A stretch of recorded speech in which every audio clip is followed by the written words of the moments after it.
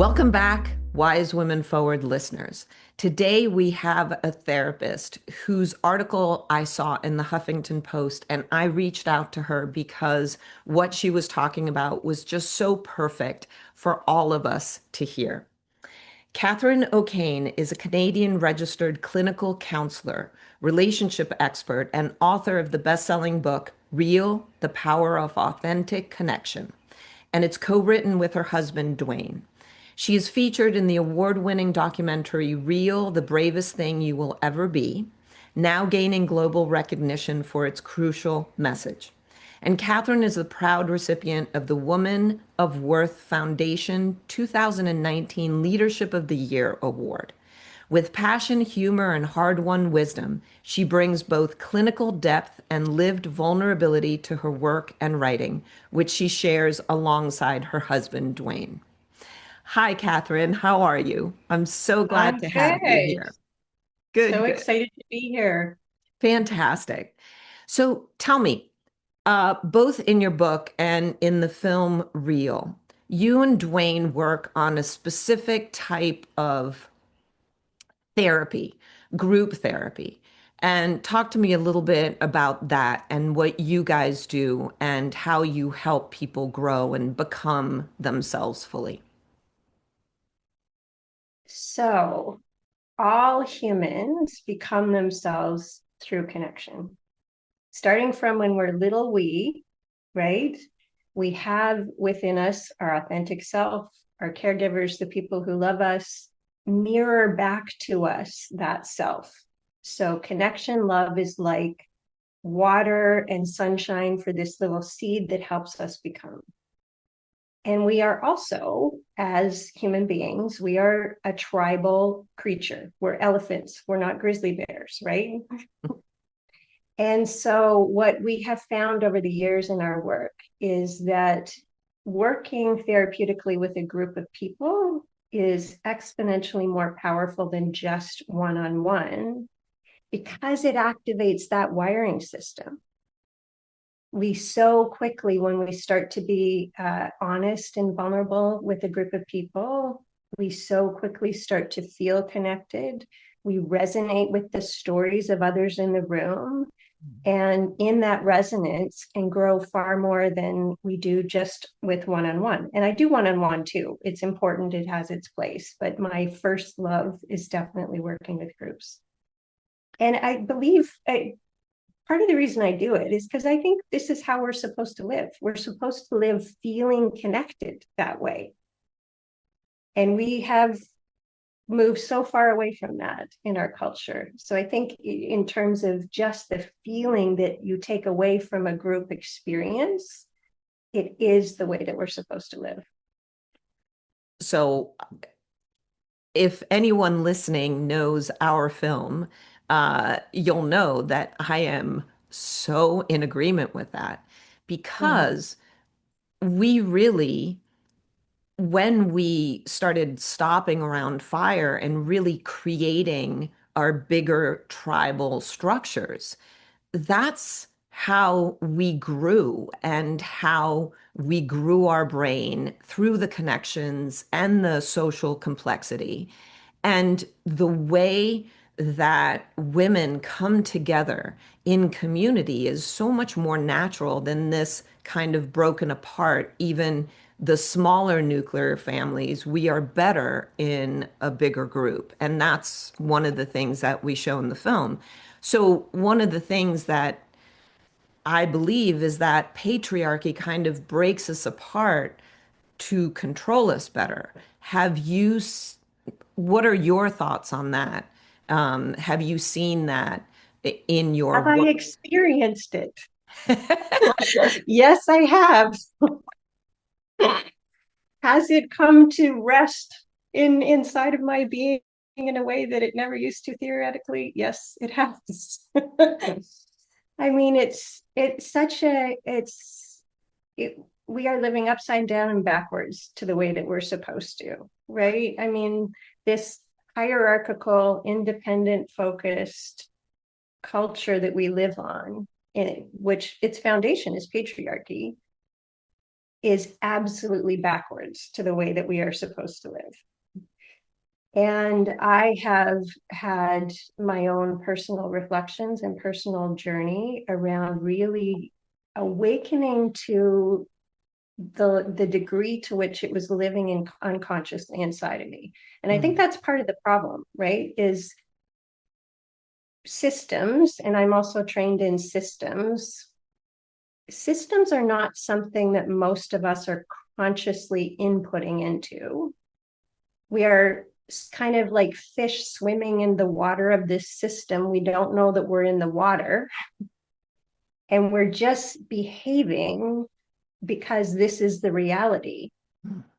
And it's not until, to continue with my little fish metaphor, the fish leaps out of the water and it discovers there's such a thing as air. And it comes back and it goes, crap, I'm in water. What is this? And for me personally, that has been an ongoing journey.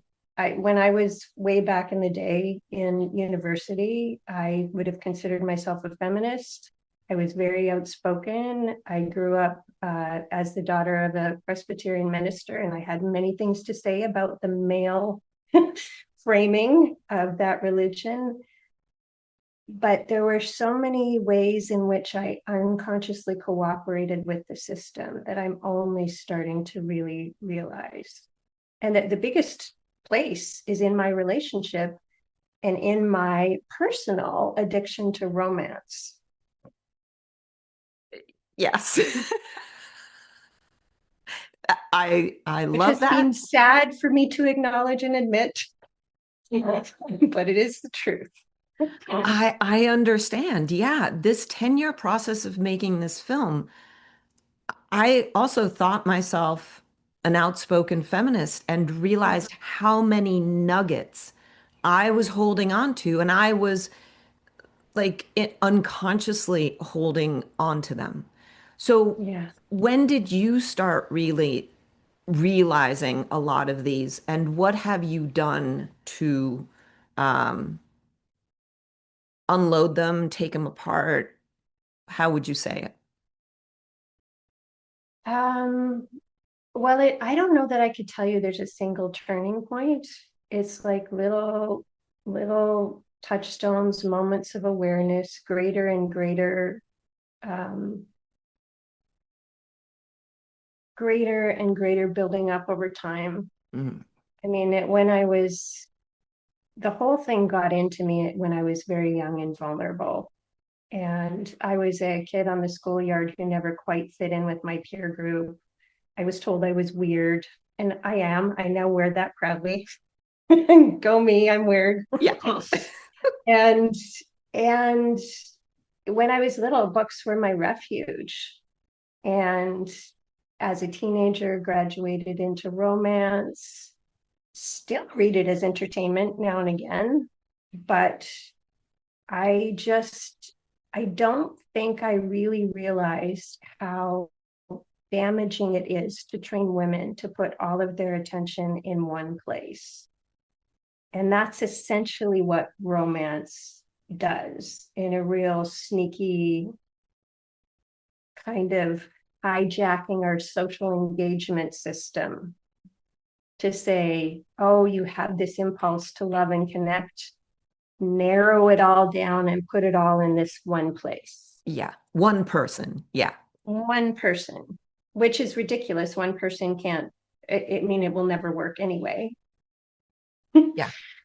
But And did I answer your question or did I go off on a wild tangent there? no, no, you answered my question. Yeah, that Yeah. it was just it was sort of part of the air that you were breathing, all the Yeah. way along. And then how do you find that? And a scientist said something to Chris once, which I often tell when people are saying, why is it a man who made this film about Mm. menopause?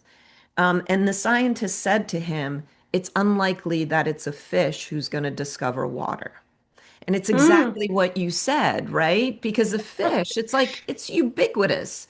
It doesn't, it can't Yeah. like even put a name because it's just there until it jumps out. And then it's like, oh, so it's a different view. And so as Yes. you've been kind of jumping out of the life that you were kind of just brought up in, you've been seeing it and taking it apart. How do you feel? How do we help women? Because there's times when I talk to women and it, I feel like a know-it-all, but I just want to say, do you realize you just said this? Or do you realize, Mhm. like, you call yourself a feminist or you're fighting for this, but you're like walking this patriarchal path. How do you think we help women see that and shake them up? It's a real good question.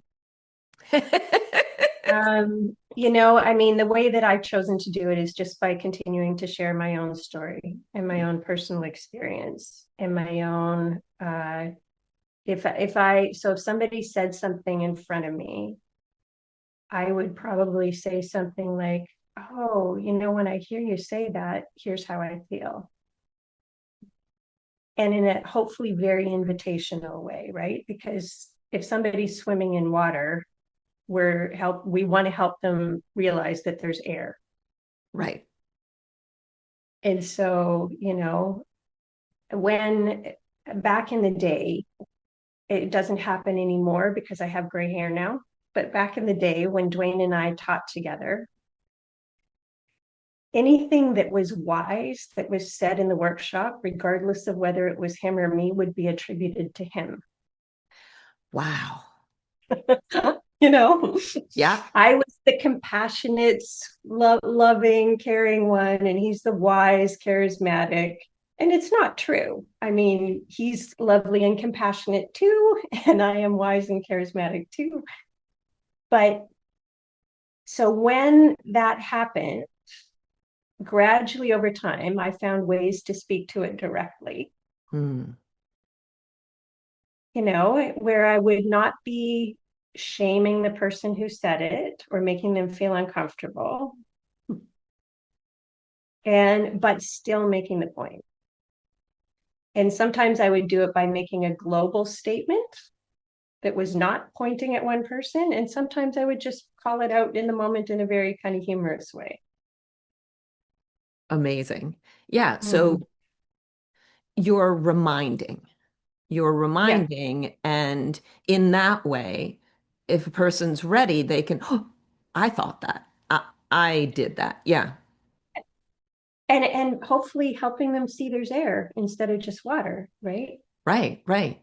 It's almost impossible to see it until you feel it and experience it and Yeah. Mhm. And you said that it doesn't happen as often or it doesn't happen anymore because you've got gray hair. That's Is my the theory. gray hair, has that brought the thing of wisdom now? Yes. People are Yes. looking at you more as Yeah, wise. I'm allowed to be wise now. Oh my God. I love that. Yeah. And that's um yes, it's even though our system fights the fact that postmenopausal women have this kind of gravitas of wisdom and leadership in a different way, it's sort of biologically still because of our evolution, it's still in there. So Mhm. when Mhm. we are allow ourselves to be open, that's what happens. We see the wisdom in the gray hair. That's awesome. Mhm. Yeah. And to be fair, it could also be my field. Yeah. Now, if I was out there in the world doing something that we more associate to a male role, might be different. Yeah. But yeah, Yeah. I'm It's allowed true. to be more wise now. Yeah. In some very patriarchal places, the gray hair just Mhm. kind of has you walked out the door like, thank you very much. We don't need you anymore. Um, Mhm. so as you've been going through this recognition of your hold to romance, and how that has held you back. And you've been growing through it or beyond it. How has that affected your relationship with Duane as husband and wife? Has that had shaky points or created issues or just created growth for both of you? Both. It has created shaky points out of which have come growth. Yeah. He is a man who was brought up in a very patriarchal system. He was the only son in a family of girls, and he had quite an abusive father. And Mhm. so as a young male, he was definitely focused on as the good one. He took care of his mother, he took care of his sisters, and I mean his mother, who ought to be taking care of him in some very horrendous situations. But that not only that the greater patriarchal system around him, but also a very intense focus on him being a good man taken care of in this smaller family system. So it's being very tricky to have those courageous conversations over the years. I mean, initially when I would talk to him about, oh, that person attributed my quote to you, in the early days, he would defend that. Yeah. Oh, they were just that wasn't that was just a momentary mistake, right? Not a theme, Yeah. Instead of which is seeing the the tricky thing. system. Yeah. Yeah. And so, over time then, and I will say to you, in the early days too, I wouldn't necessarily have spoken up in part to protect him, which is also me conspiring to maintain the system. Yeah. And so I would do it behind the scenes, and then I would hope that he would catch the people saying the thing and fix it, which occasionally he did. So I'm just using that as one example, but over time, having that conversation over and over and over again has shifted the dynamic. It's not even a question for us anymore. Hmm. And just in terms of the romance, early in our relationship, he experienced a lot of pressure because of my intense focus on how things ought to be rolling out for us. Mm. So our dynamic was me championing and cheerleading and, trying to make all these things happen, and him kind of avoiding. And I mean, it was painful to back off, which I did in part because I felt bad being the pursuer. And also because of this realization that I had spent my whole life pursuing this picture, which had its roots in a real old vulnerability for me. Mm. Maybe I will be good enough when I get this beautiful picture that I have read about. And so the more that I have worked to correct that in myself, not just know it, but feel it. I'm a normal, flawed human. I am enough. I am weird and I like my weirdness. All these things. The more the more I've been able to pull back into myself instead of focusing so intently on him. And what happened initially when I did that is then he's in distress. And then he has to do the same kind of internal focus and internal work. And we've ended up more, I mean, it's not a perfect, we're evolving, but we've ended up more as two whole beings, being able to see and feel and hear each other, but even more so support each other to be who we are in the world. And so as I have pulled back and taken my intense focus off of him, which came in from a vulnerability in me, which then patriarchy fueled. Yeah. Um, as I have come back to myself, I am more naturally working with the way that we're supposed to be as humans, which is there's my person, my important person, and here's my community. Here's all my people. Yeah. And it feels, it feels better. And our relationship is better without, because it will never work. Asking one person to be everything on either end will never work. And this is something that I have come to with my work with couples as well over many, Yeah. many years. It just Yeah. doesn't work. That's one of the things that struck me the most when I read your article. Mm-hmm. And it's just a little bit difficult to talk about because it had me realize my own, like, um, well, addiction. And my addiction is not to romance, it's to being wanted and chased, right? I am meant to be the Yeah. hunted, and I am Mm-hmm. good if I have enough people hunting me. And then the main person, and Chris and I have been together like 37 years, if that main person keeps keeping me in his eyesight, in his hunting eyesight.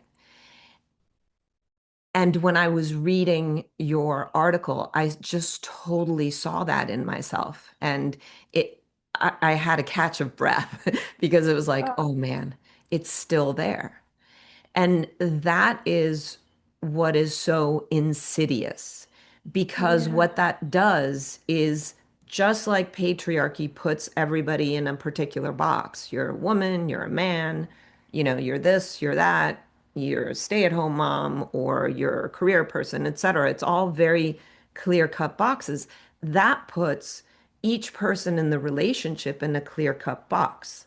I am the hunted, he is the hunter. And those are Yep. the roles that we're supposed to hold. And that's exhausting over years and is never going to be fulfilled in the same way, because how that Yep. is as you're dating changes going forward. So that's hugely important for women to realize how the box they've put themselves in, and then expect the men in their life to kind of counter, correct? Yeah.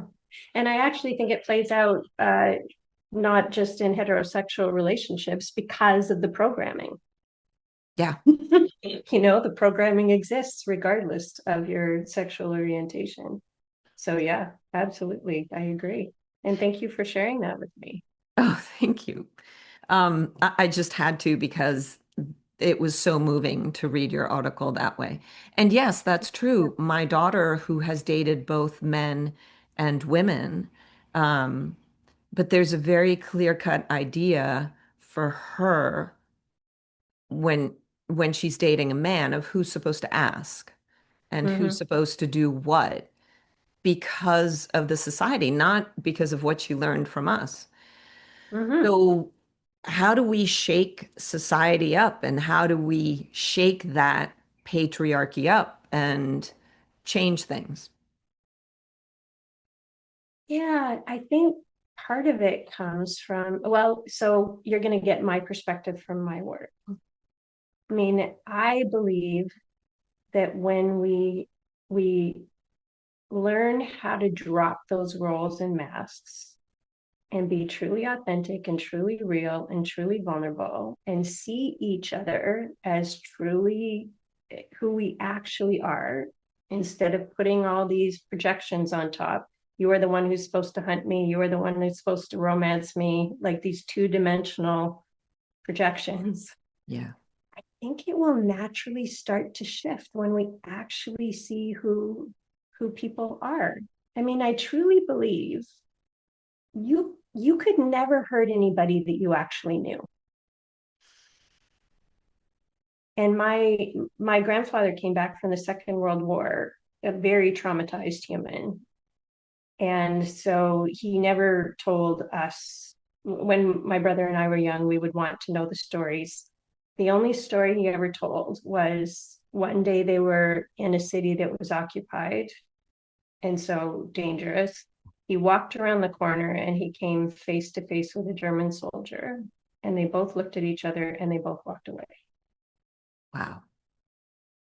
You know, it still brings tears to my eyes. A moment of actually seeing who the person is and responding differently because you see who they actually are. You know, when Duane is brave enough to be vulnerable with me, which he often is, the way that I respond to him naturally shifts. When I am vulnerable with him, the way he responds to me naturally shifts.